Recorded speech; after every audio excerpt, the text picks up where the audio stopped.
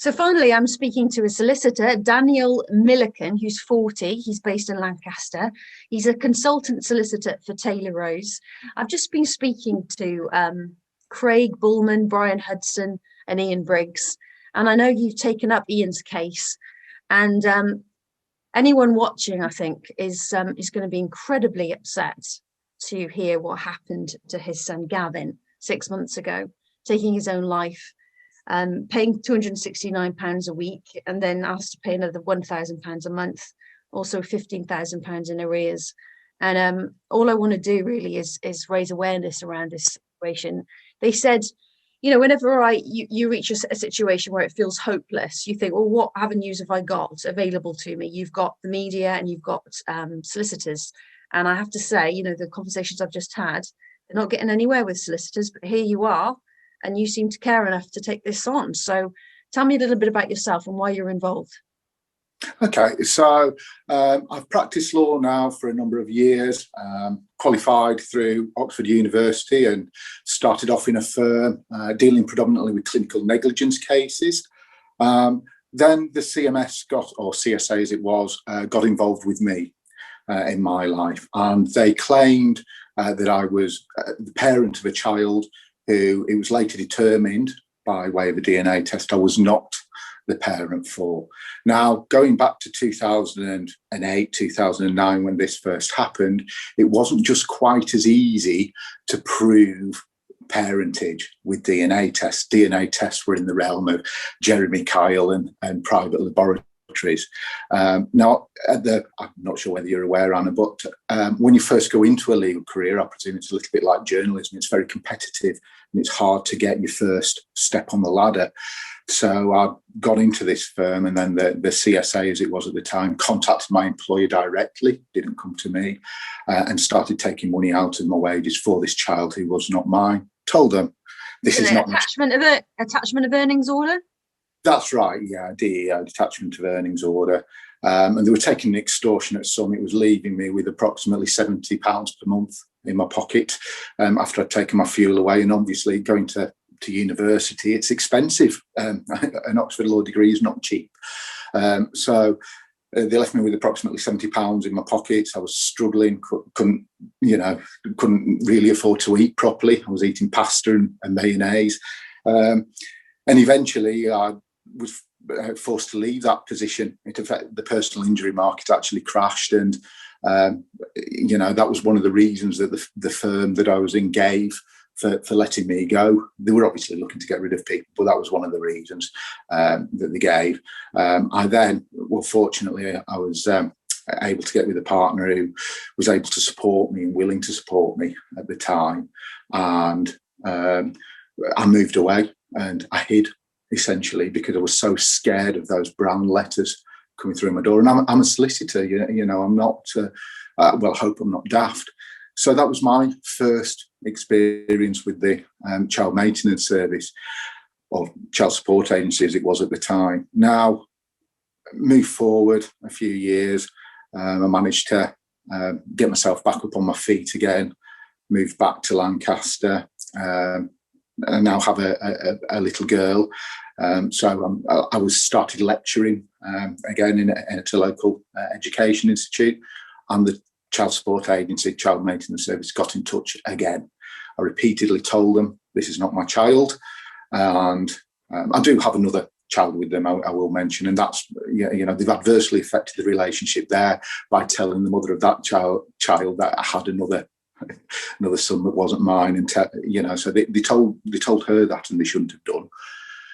So moved forward, and I managed to get in touch with the child who the claiming I was the father of.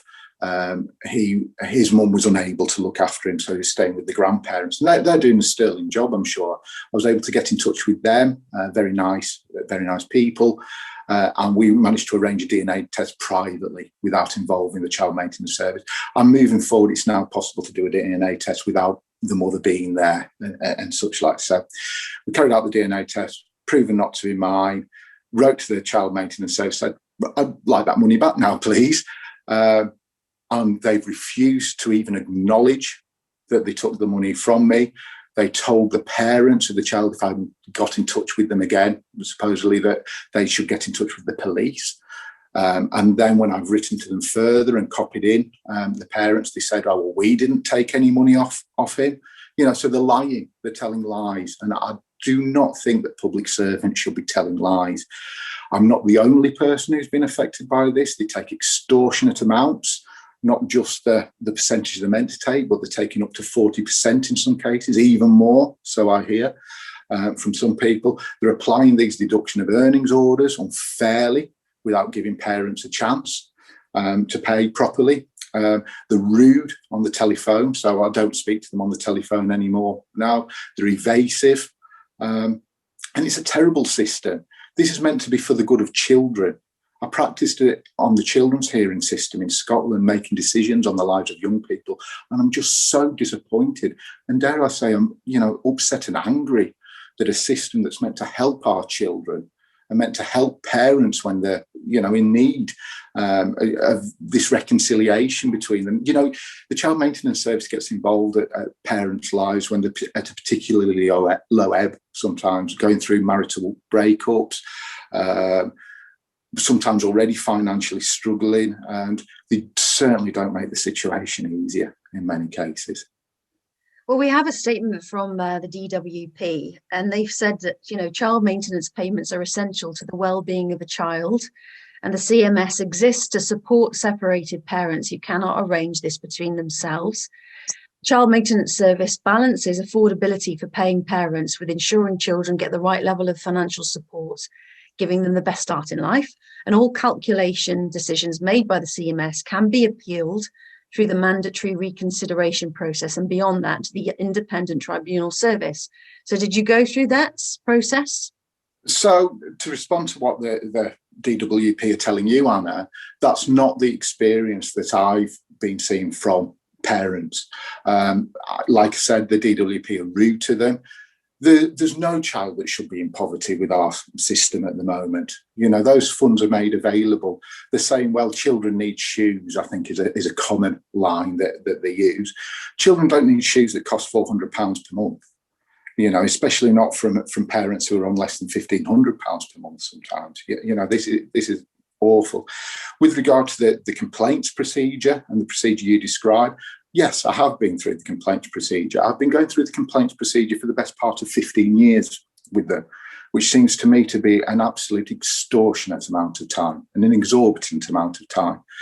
The complaints procedure recently, it's taken me at least 18 months to get up to the position where I can go to what they call the independent case examiner. And the independent case examiner doesn't have powers to recuperate my legal fees, nor does it have the powers to investigate them for fraud. There has been, it's been in the newspaper, a woman called Audrey Foy. She defrauded parents of £150,000 and put that in her essentially own back pocket.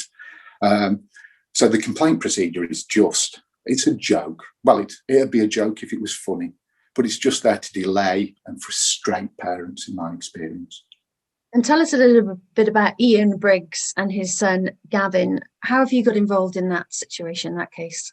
So that's an absolutely tragic case. And I understand that Ian went to approximately 5 solicitors before he came to me, and I said I'd take his case on. It's in coroner's inquest at the moment. It's due for a final hearing in May. And Ian approached me through Craig Bullman, I think, who you've already interviewed. He got my name through that. I'm more than willing to try and help him through this process. But even someone with, I say, my background, and I do have some legal knowledge, I find it very difficult to get answers when they're not being open and honest. They mentioned the mandatory reconsideration process. The National Audit Office has said that they can't give that process any assurance. They don't know what they're doing. I don't think that they know what they've got in their accounts and what they haven't. I don't think they know what they're paying and to who. I think that's the problem. It's a bit like the Royal Navy. This man's broken. I felt that. It's a father who's broken. And he said, no one will take my money. He works for Rolls-Royce, 62 years old. He's lost his son and he's trying to find justice. He's trying to get justice. And you're trying to help. What can you do? Yeah. What are the options here? Well, the first thing that I can do for him, as a lawyer, sometimes you become a bit of a counsellor for people. So it's providing that emotional support. This is a parent who's lost a child. His son would be the same age that I am. His birthday was the 8th of May. Mine's on the 11th of May. But for the grace of God go I, What else can I do? I can help him to try and present a case. We could be looking at civil proceedings after the completion of this. But like I say, the CMS process as it stands, the public law process, is not fit for purpose. We need an inquiry. We need a public inquiry, and we need a public inquiry, and we need openness and accountability. And we need to investigate. We suspect that there's bad apples still within the CMS who are defrauding parents. What is the agenda here? What's the reason for them being so unfair? Well, what could be the possible motivation? I don't know. And without getting into people from the CMS, at least anyone senior, have not spoken to me. I've asked for meetings with them, and I've met with brick walls. I don't know what their agenda is. Is it that they just want to keep the jobs? Is it that they're embarrassed of the state of their system? Do they not know what's owed and what arrears should have been paid out? If they are there genuinely to help parents, then why are they not helping parents? They're causing more angst and disturbances and ructions between parents, and they really don't assist the situation at all. The Child Support Act 1991 is over 30 years old now. Is it not time that we had something that encourages mediation and reconciliation between parents, even if they can't get on in a couple, even if they no longer can be married, or they don't want to be romantically involved? Surely we need to be encouraging them to have those sort of business-like conversations about children, and both act in children's welfare. Without the CMS involved, that does become easier, in my experience. I wonder why no journalists or media brands have taken this story up. Have you tried? Have you contacted the local paper, for example? Have you contacted any media organisations? I haven't contacted my own local paper on this. Sometimes it can be embarrassing, I think, particularly for men to talk, and that can be a problem. And I think that the CMS, CSA system plays on that it tries to cause distress. If you look at the Child Support Act, it allows the CMS to distress parents. What an awful system that allows distress. As for the media not picking it up, I did contact the Sun. I think that their communications teams are probably better than the likes of Ian Briggs's communications team. I'm afraid he's stuck with me, and I'm not a journalist, am I? I did speak to a chap from the Sun, and I have spoken to another journalist, and they say that somebody needs to spend a bit of time on this, like the phone hacking scandal, spend 6 months. It's time. That is a massive issue for journalists, because you have to produce, if you're a newspaper journalist, you have to produce, 10 articles a day. And often they're based on press releases, and you don't have, I'll be honest with you, when Craig contacted me, I thought, well, this hasn't affected me, and I don't understand this. I don't understand your world. I don't understand what's happened to all these parents. And it takes time. And anything that takes time in the world of media doesn't tend to produce content as quickly as they want it to, and doesn't make them the money they want to. And that's why we've got Meghan Markle and all the other sensationalist headlines around different topics, rather than this kind of story that's impacted so many people, that's causing so much distress, that really does need to be highlighted. So I thank you for coming to me and talking to me about this. Is there anything else you'd like to add before I finish? No, I don't think so. Anna, probably when we get offline, I'll think of 1,000 other things. Have you any more questions for me or anything? Well, listen, this is an opportunity. This is literally just this is what's going on, according to Ian Briggs, Craig Bullman, Brian Hudson and Daniel Millican. You have got an opportunity now to connect with other people, raise this issue with journalists, with politicians, and people can come to you. I mean, you may be flooded with people that want you to represent them, and maybe you're not in a position to help. I don't know. Is there a solicitor's firm out there that maybe will be willing to take these cases on? I'm trying my best. Really, I just wanted to lecture to students. We need reform. We need a fair system, and we need public servants who are going to be open and accountable to the public. If you don't know what's going on with their accounts, then come out and tell us, and let's reform the system and work with us, move forward together, parents and children together on this. I understand that, you know, children do need supporting, and children should have, where it's safe to do so, a right to see and have a relationship with both parents. It seems to me that the Child Support Agency, Child Maintenance Service, have a sideline in bullying absent dads, and really what we're talking about is excluded parents in all too many cases. We need a fair system with reform. That will be my message. Come and talk to us. How can we do this? Well, thank you very much for talking to me. Take care now. Bye-bye. Thanks very much.